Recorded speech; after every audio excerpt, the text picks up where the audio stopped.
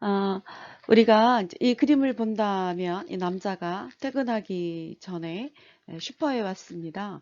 그리고 무엇을 사야 될까? 우리가 항상 냉장고를 체크하는 것은 아니니까요.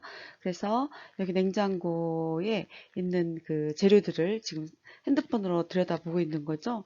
오늘날 네트워크는 이렇게 사물인터넷이라고 해서 모든 사물이 다 네트워크에 연결되어 있는 그런 시대까지 발달을 했습니다.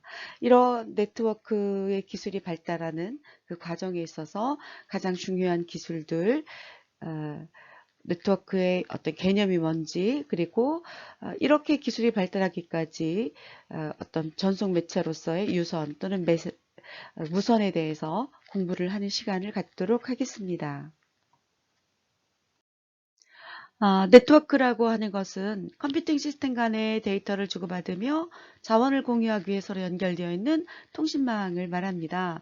이러한 통신망들은 규모에 따라서 규모가 얼마나 크냐, 그래서 근거리 네트워크, 광역 네트워크로 나눌 수 있습니다.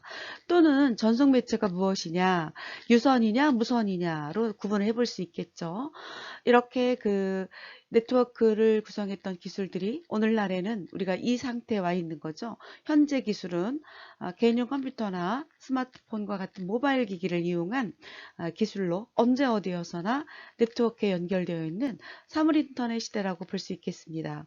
그럼 이전을 본다면 뭐 여러분이 사회 시간이나 역사 시간에 충분히 배웠을 거예요. 뭐 몸짓으로 의사를 표현했을 수 있겠죠. 그다음에 언어가 발달하고 글을 쓸 수 있으면서 우편을 이용했을 수 있겠고요. 그다음에 전화기라든지 또는 라디오나 TV를 통해서 정보를 받을 수 있었겠죠. 그리고 오늘날의 모습, 우편에서부터 여기까지는 우리가 같이 혼재되어 있기는 하죠. 어쨌든 오늘날 사물 인터넷 시대까지 발달을 했습니다. 이렇게 되기까지에는 규모에 따른 네트워크라든지 전송 매체에 따른 네트워크에 대해서 우리가 공부를 해야 되겠죠. 좀 더 자세히 공부를 해보도록 하겠습니다. 네트워크를 규모에 따른 분류를 할 수 있다라고 아까 이전 슬라이드에서 얘기를 했습니다. 어느 정도 규모까지 네트워크가 가능하냐에 따라서 자, 로컬 에어리어 네트워크죠. 근거리 통신이라고 볼 수 있겠습니다.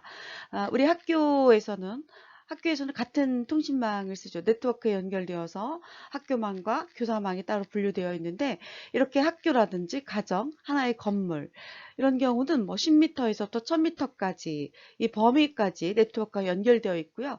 그리고 이더넷이나 와이파이로 연결이 가능합니다. 이런 어떤 근거리 통신망을 우리가 랜이라고 하죠. 로컬 에어리어 네트워크라고 합니다.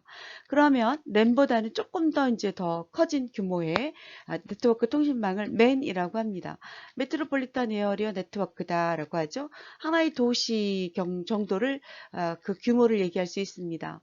5km에서 한 50km까지 커버가 가능하겠죠. 케이블 TV 네트워크와 같은 것들이 이런 맨에 해당하는 것이다라고 보겠습니다.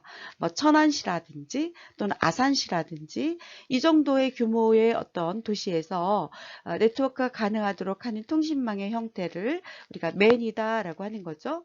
그러면 맨보다 좀 더 확장된 개념은 웬이 되는 거죠. 와이드 에어리어 네트워크라고 했어요. 여러 개의 도시 또는 국가 이런 것을 연결하는 그런 네트워크라고 볼 수 있겠습니다. 뭐 100만 킬로미터 이상을 연결해 줄 수 있다라고 했으니까 이 정도 규모를 연결하는 것은 뭐가 있겠어요? 인터넷밖에 없겠죠. 그래서 우리가 네트워크를 규모에 따라 분류를 할 때는 어느 정도까지 네트워크 통신망이 연결되어 있는가를 기준으로 학교라든지 가정이나 건물, 하나의 건물 규모죠. 우리 학교는 단일한 건물 규모로 이렇게 이루어진 거니까요. 로컬 에어리어 네트워크 랜이다. 그 다음에 이것이 좀 더 커진 확대된 경우 하나의 도시, 아산시 이 정도 규모가 되겠죠. 랜이라고 볼 수 있겠습니다. 여러 개의 도시나 또는 국가를 연결하는 네트워크망 웬이라고 합니다. 와이드 에어리어 네트워크다라고 분류해 볼 수 있겠습니다. 자, 그러면 전송 매체에 따른 분류도 가능하다라고 했습니다. 전송 매체에 따른 분류는 유선이냐 무선이냐로 구분한다고 그랬죠. 뭐 유무선 공유기가 있겠습니다. 우리가 AP라고도 하고요. 와이파이 공유기라고 하죠.